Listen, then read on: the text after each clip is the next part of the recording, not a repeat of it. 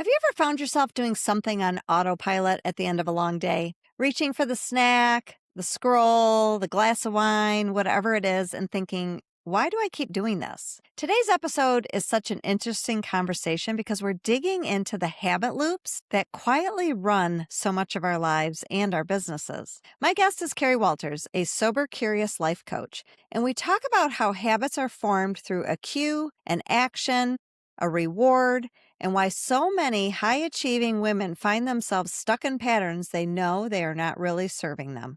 This conversation is not just about alcohol. It's about awareness. It's about the routines, reactions, and coping mechanisms we build when life feels full, stressful, and overwhelming. And it's about how curiosity can interrupt autopilot and help us create new patterns that actually support the life we want. If you've ever wondered why breaking a habit feels so hard, even when you know better, this episode is going to give you a lot to think about and the tools to do so. I invite you to listen in. Welcome to Main Street Success Stories. I'm your host, Jennifer Koch, entrepreneur, business coach, and founder of Next Wave Business Coaching.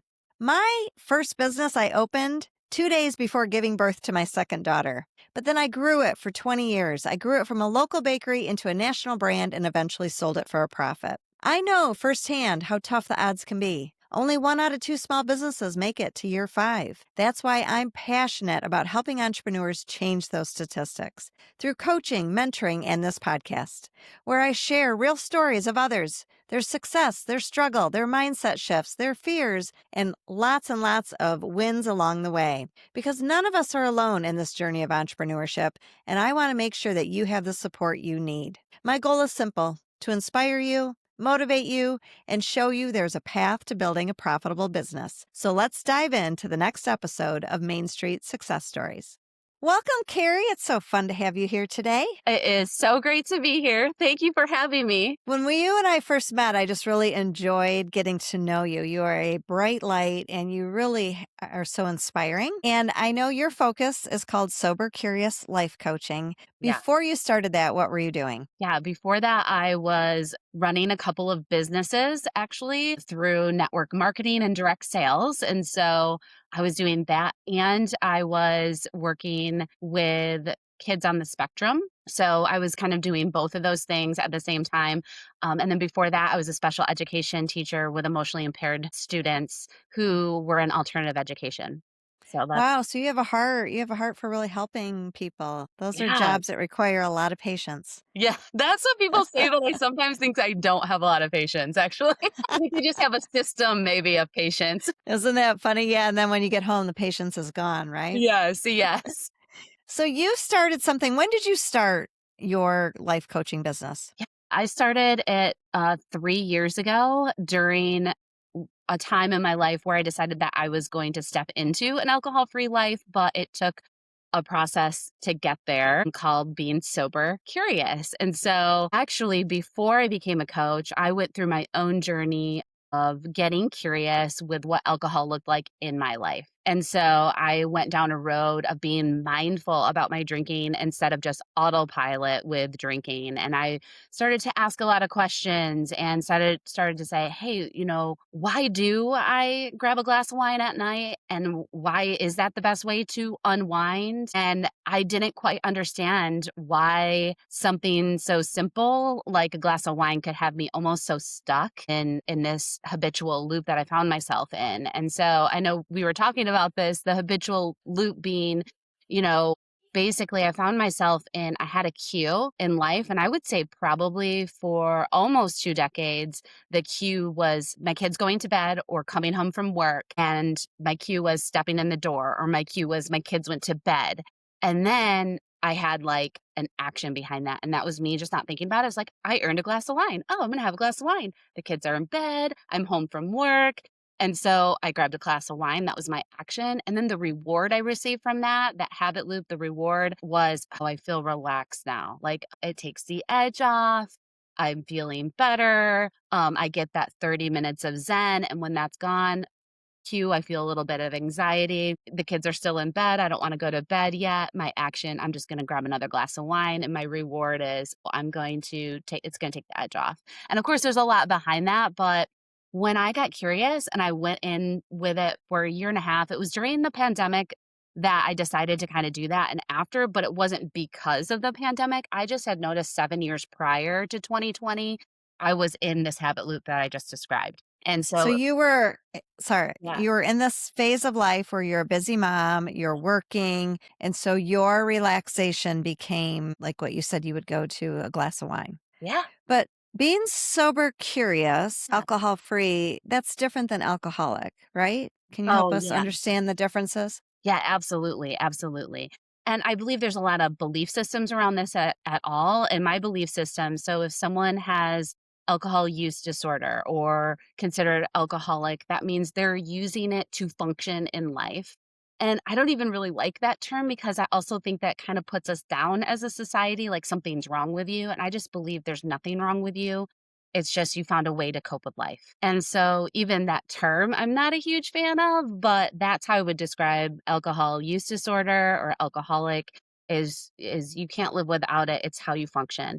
And then someone that's sober curious, they've been through the habit loop. They notice that they're using wine to unwind or they're using a vice to help them kind of take the edge off. And they're wondering, how come I keep going to that? And all of a sudden, curiosity interrupts autopilot and we start to become more mindful of drinking. So it doesn't necessarily mean you're going to quit drinking, but like you're curious. If I have a drink, what does happen? Okay, if I have two drinks, what happens? How do I feel? It's really learning in your sober curious journey to get the emotions behind it. Someone that is struggling and maybe needs a detox program, that means they need to go someplace to be detoxed and get off the substance in a safe and healthy way, and then go to what they call is rehab. And rehab is just helping them learn to function again, kind of as a human.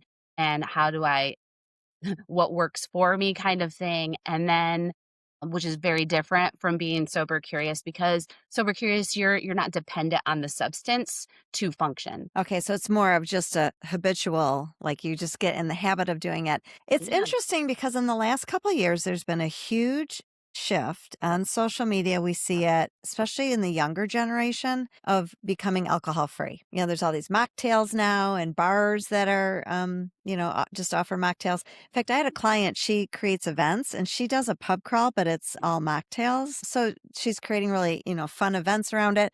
Where do you think this is coming from? Yeah, it's coming from more of shifting our culture into what I would see as more awareness in the health industry and with science. Like we now have, I just remember 20 years ago, I wasn't thinking about getting protein in my coffee. I wasn't thinking about putting collagen in my coffee, right? Like, or in my Starbucks, which now Starbucks has protein, which has been a thing for a while, right? But 20 years ago, it wasn't. It was kind of, I think, a lot socially acceptable, like how we go out and how we socialize is we're drinking. And it was just very common knowledge, I think, 20 years ago. And we've shifted as a society of like, you know what? What I think there's more also social media, there's more. You can Google things, and there's more information and science available to people to say, is alcohol good for me? And so I think this new generation, they're asking more questions than what I did. Yeah, absolutely. And I think there's a lot of societal pressure too. Like my generation, it was very much so drinking in college, Friday night, Thursday nights, even Friday night, Saturday night, you would go out with friends and it would be weird to not pick up an alcoholic drink. Yeah. And I'm a health nut and I still have, alcoholic drinks, but I Really? love to focus on protein and everything that I'm putting in my body. So I'm finding it really interesting. And I'm loving that I'm seeing the younger generation kind of embrace this healthier lifestyle.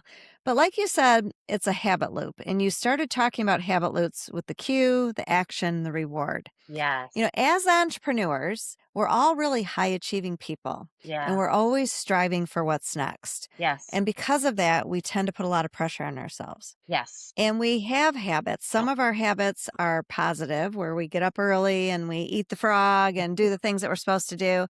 And then Yeah. some of our habits aren't. We avoid maybe a sales call or avoid something in our business that we don't want to. So, how do you start to guide people through this habit loop? How do we kind of interrupt it, I guess? Yeah, I think there's a couple strategies I could share with everyone. And one that I just find that's really helpful and that I start every person that I get to work with is something called the pause. And that is just where we allow ourselves to pause and stop before we take an action. So it's interrupting that pattern, it's interrupting behavior patterns, thought patterns. And what I really like to say is thought patterns related to feelings, because our feelings is actually what is in our unconscious mind. It's actually stored away. We don't even know they're there until we bring awareness to it, until we pause and we bring curiosity and we open up our prefrontal cortex, which when we're drinking or doing a habit, we shut off our prefrontal cortex. We just do the action. We're Oh, on autopilot. But when we pause and we allow ourselves to think and say, okay, how am I feeling right now? Like how am I feeling? Well, I feel really stressed out. Okay. How will alcohol feed this feeling? Or how will doom scrolling feed this feeling? Well, I had a stressful day at work and okay, how will alcohol feed it? Well, it'll probably help me feel less anxious, but I know I'll want another glass. And then I get curious after that pause and say, can we find another way to feel less stress and anxiety? Can we find another way? Let's experiment with that. And going in with kind of being a scientist and pausing and saying, is it true that this vice that I have, is it really solving my problems? Is it really bringing me relief? And it's getting data around it, which is where the curiosity comes in. And it's using, I just gave you guys a tactic and tool called the 3 F's, which is we pause and you say, how do I feel right now? How does alcohol or your vice feed this feeling? And then can I find another way? But we're doing this within like 5, 10 minutes, right? And we're getting curious. And usually there's an emotion under it. And I do think for high achievers, I know for me, I'm a high achiever. I don't want to feel my feelings because I have always felt like it'll keep me from achieving. Well, if I feel this way, I'm not going to be able to achieve. I've got to push it down and keep going forward. When actually, I needed to do the opposite. I needed to say, okay, Carrie, like, how do you feel? Why are you avoiding that? How are you feeling? Like, get your journal out a minute. But I had to make intentional systems and effort to do that because we're such an autopilot society where we just allow our habits and we allow ourselves to kind of numb out in a sense. But if we have this tool, the 3 F's, I find it to be pretty helpful as a great starting point for those listening and high achievers. absolutely. That's really interesting. And I like how you also talked about that's the way we're wired, right? Our brains, and that sometimes those patterns aren't there to serve us. We always talk about the fight or flight and all the things that come into play when you're putting yourself out there, as entrepreneurs tend to do. And Yes, that's scary.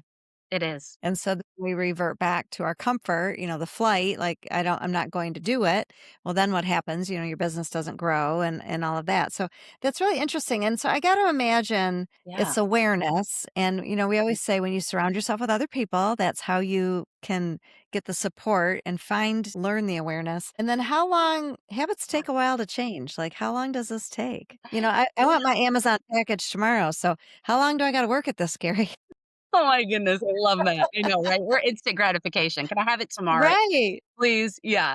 Well, I mean, I'll take it from my own story, but I also in my coaching program, I like to say it's gonna take I think it takes 4 to 6 months if you're very intentional, but a year, to really build these patterns. It does take time. I don't wanna sugarcoat it. So, it did take me a year and a half to build a system that worked for me, to pause, to collect data, to ask myself these questions, and I'm finding my clients that are, those that are you're gonna put in the work, which a lot of high achievers do. They're like, "All right, Carrie, 4 months? Got it. And we'll try to do it, and then we'll Right. we'll extend coaching a little bit." And I'm like, "Great, let's start at 4 months because we wanna get this done and over with," right? But it does take time. I know there's research out there. It takes 21 days to build a habit. I truly believe that's just the beginning. Mhm. Sure, that's building your system. Now it's doing it over and over again to a place where you feel like your authentic self, where you feel at the end of the day that you can shut off without that vice, where you feel like now I'm living in peace. I'm high achieving. I'm able to run this business and be an entrepreneur, and I'm able to rest and I'm able to shut off. I think that takes some time. It definitely took me a year and a half to get to that point. So someone comes to you. I know, we're talking about habits in a lot of different languages here, but you really focus on the sober curious, which I love. And that was because that was your story. So people that are coming to you, give us an idea of what they're experiencing and why they pick up the phone and call you or send you a message and say, "Hey, I'd like to learn about your program." Yeah, they're usually experiencing a level of anxiety that they are medicating. So, usually, someone has anxiety that they're using something to kind of take the edge off, and they notice that, and they've been doing it for a while, and it's no longer working for them, and they're ready to take action. They're ready for solutions. And that's what I love about life coaching. So someone is kind of at their lowest when they come and talk to me. They feel like there's not an answer or a way, and they feel hope, but they're not sure how to get that hope to be their lifestyle. Like, how do I walk something new, a new path, and do it consistently over time? What tools do I need? So usually they're asking themselves a lot of questions. They're already kind of curious, but they want solutions to their habit loops. And they don't necessarily feel like a therapist or a program that's out there, like a recovery program, is their answer, just like it wasn't for me. And so the first step is just kind of really uncovering what's causing the anxiety, like how Yes. what's the next phase of your coaching? Yeah, so we go through something called the path and we pause, like I just had said before. So we pause in the first month or two of coaching, depending on how long the client and I are together. And we pause and we're asking questions, we're gathering data, drinking mindfully, we're asking questions about like feelings of like what is underneath it. And it's an emotion based program that I take my clients through. So we're really getting curious with our emotions, and I really want to help the person in front of me go to the growth mindset and not that fixed mindset. Like, go from shame to grace, go from beating yourself up to self compassion. And we do that with pausing and really seeing like our mindset and the data around what we do. And then we have an activation stage, which is called acting, where we learn this really cool technique in our brain and how we can train it in a new way with new patterns, with new habit loops. And then in that process, you begin the next phase, which is transforming your life. You all of a sudden now are taking it from like something you talk to your life coach about and mindset. And now we're kind of like taking action and it's transforming and we are doing something new. And then the last stage is we're honing our story. So now it's just become something that we do, which is pausing and allowing ourselves to feel unwind in a new way at night, to feel peace and build those habits and patterns that are working for us and not against us. And you're starting to really, you're doing it so much that now it's the ripple effect, and people are like, hey, I kind of want to do that. Hey, that looks, how did Right. you stop that? And people are now, they're kind of, you're honing your own story. And of course, that's when I say, great, see you later. Go on your way and go change the world, you know? Yeah, and it's so you're so right. People are attracted by not what you say, but how you show up. And so you will start to get some curious lurkers that are like, "Oh, what are you up to? What's going on? You seem lighter, healthier." And so Yeah. is it an all or does it have to be an all or nothing approach when you are creating habits and breaking habits? Oh, no, that absolutely not. Like, I think that's actually something that can be difficult for a high achiever is it's a lot of gray. Coaching and learning new habits, there's a lot of gray. And in the programming that I get to do, it's gray because I believe there's so much to learn in the gray. And I had to train myself in that too, that not to be afraid of the gray, that there may not be answers, but to embrace that maybe you don't have answers, but as time goes on, you will start to develop them by the data that you have. So by the mindful drinking that you do, by the days that you have a 30-day alcohol-free break maybe, or you have a break from that vice. We're going to take data on it and look at it in love and self-compassion. And so I think that it's not an all or nothing. It's more just showing up on a weekly and daily basis as you can without guilt and shame. So when you started changing your habits and Yeah. you were no longer reaching for a glass of wine after a long day, what were some things that you filled it with? Yeah, I filled my cup with all kinds of stuff at first because I truly believe there's something in that action of grabbing a glass of wine that feels really good. And when you're used to it, it's like I just wanted the glass in my hand. And so I was really simple. not I like mocktails, I have my favorite mocktails, but I first filled it up with just sparkling water, and then sometimes I would make a fancy, like, mocktail that I would find on Pinterest or from someone that I was following, and I love Zevia. I found that I like a little bubbly, it's kind of like a little soda or poppy, but that's what I did right at the beginning, is I just first started with the glass, I filled it with something different, and I started from there, and then I was like, "Huh, why do I like this glass so much? Why do I," and I started asking more questions because it is truly getting curious as to, well, why did that cup mean so much to me? And so I That's interesting you say that because my vice is sugar. And so, in the afternoon, I want a cup of tea Yeah, and a cookie. yeah, And now that you say that, I think it's because that was what my mother did. My mother was yeah. British, my family were British, and she drank tea in the afternoon with biscuits, and think of those yummy biscotti cookies that we get on the Delta airline. Yes, And I think that's where that comes from. And it's sure, really hard for me to break that habit. Like, we're recording in the afternoon, and after this, I would love to go get a cup of tea or a cup of coffee and something sweet. absolutely. And I never thought about it until you just said that. So that's really interesting. Yeah, that is what we call making meaning out of things, right? And so you just made meaning out of a habit. And that is what I did too. I had to make meaning out of it. And so thank you for sharing that. I love that you had that moment and take some data on it. Like and maybe you're okay with it, right? Like coffee's not going to be it's an addictive substance in its own way, but I just got to tell you now, Right. I love my coffee. Well, it's the sugar I need to find, go sit Sure, with an apple, sure. I guess, and a cup of coffee. It doesn't have the same meaning, does it? Right. Yeah. Yeah.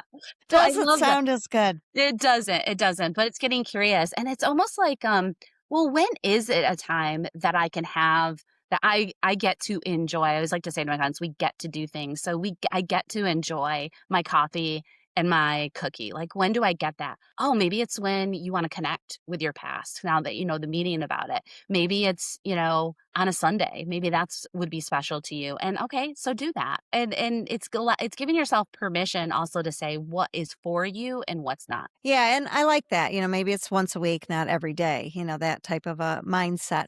So let's go back Yeah, to the alcohol because I think that's such a sure. hot topic right now and people giving up alcohol. What are some of the health benefits when you live a alcohol-free life? And how Right. long does it usually take to start seeing some of those benefits? Yeah, so this is one I feel like a lot of your people are gonna love here, us entrepreneurs and those that are looking for instant results. It happens for some, it happens for a lot of people is actually you lose weight. Ah, okay. Yeah, after a 30-day break, actually, you're gonna lose some weight. It's a toxin, right? Alcohol is ethanol. It's what we put in our gas tank. So I know, it's a little, like, alarming, right? But when I learned that, I was Yeah. like, "Oh, wow." So, like, I'm putting toxins in my body, and so what happens is you're gonna be inflamed, you're gonna have a puffy face if you have a night of drinking wine, and I have a lot of before and after pictures on my social media platforms that people can go look at. There's a big difference when I was drinking every night, my 2 or 3 glasses of wine, and then being alcohol free. So, you're anti-inflammatory when you're alcohol free, so you instantly, like, I feel like look thinner, and I Mm, lost 10 pounds. You're gonna lose weight because that toxin is not gonna be in your body, and then also your anxiety is gonna decrease. So alcohol is a stimulant and a depressant. And so first, it stimulate like you're like, "Oh, I'm relaxed." We get that relief, that habit reward at the end. And then actually it gives you anxiety. It gives you mm. anxiety. It gives you not only a chemical release of serotonin, but now a chemical release of cortisol. And so that is why people wake up often after a night of drinking with anxiety, because depending on how many drinks, that's how high your cortisol is going to be in the morning. Oh, that's interesting. I didn't know those two correlated. I know, a lot of times people say they don't sleep well if they have quite a Yes. few drinks, it interrupts their sleep pattern, but now we know a little bit of why.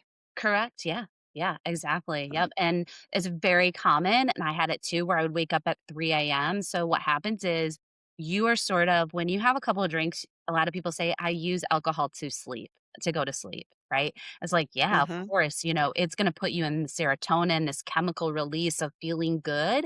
And then you're going to wake up at 2 or 3, like I did. And I know a lot of people do.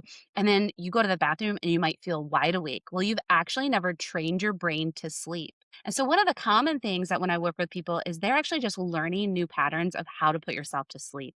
and Okay. I had to learn that as well. But in the middle of the night, you wake up after drinking at 3 AM and you might, it might take you an hour to get back to sleep because why? You're trying to go to sleep now. Before you had a substance help you in a chemical release and a toxin release. Well, now the natural hormones want to come out and you're still detoxing. So it's harder for your body to release natural serotonin to go to sleep, which is why it can be hard to get back to sleep. Hopefully that all made sense. Yeah, no, that's good stuff. So, in addition to losing weight and inflammation reducing, which that is huge, Yeah. what are some other benefits? I feel like skin. Oh, yeah. So you get an instant glow, which is so cool. Your skin will be glowing. I kind of tell people there's your skincare routine is when you go alcohol free, you have a great skincare routine and your pimples will reduce just because of the toxin and your eyes will start to glow. There's a big Hmm. difference in my eyes. Eyes that have alcohol use on a more regular basis are a little more dim and not as bright. And you can again go see my pictures on social media. And then just after I would say a week of being alcohol free, your eyes are brightened and your skin gets a little bit better. And then after 30 days, you're going to start losing weight. And then you're going to start feeling less anxious because you've detoxed and you're now learning how to put yourself to sleep and you're learning how to not have as much cortisol in your body. And that's really feels good. So, you're basically just like feeding one positive thing after another, and it kind of these results show up over time. Yeah, absolutely. Yeah, and your blood pressure is also gonna go down, so you have increased blood pressure, and a lot of people will have high cholesterol. Mm. So, it will also reduce your cholesterol and your blood pressure numbers. So, any tips for people that are kind of, tiptoeing around this? They're Yeah. curious about it. They want to maybe incorporate an alcohol free life a little bit more, but it's tough society wise. Like everyone at the family holidays, all your friends. How do you navigate that side of it? Yeah. So the best tip and the one that I use myself is I bring my own beverages. And no matter what, just at the beginning, bring your own beverages, bring your own little cooler, have the cute cozy that you like, have the cute cup. Someone says, "What can I make you a drink?" Be like, "I would love to have a drink. Here, open mine. Let's put it in a glass."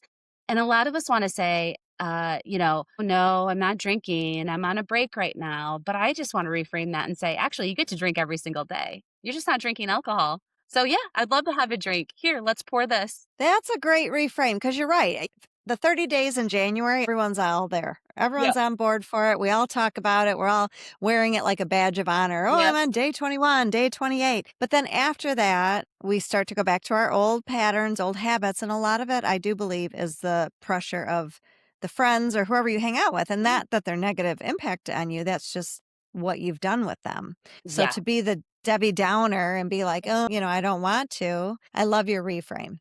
Yeah, yeah, it's like, actually, I get to drink as much as I want or not as I can, and yeah, I'd love a drink, and here, I brought my own, or yeah, I'd love a drink. Can you do some, ginger beer and some cranberry juice? Oh, actually, I brought it. Yeah, I think that I also had to get curious with that, right, and take data around that. Everyone's different. Some people actually like to say, "Hey, I'm living alcohol free right now, and so I'm gonna have something else." Some people are empowered by that, right? And so I say, whatever you feel empowered by, that's what you say. That's awesome. Well, you are definitely in a movement.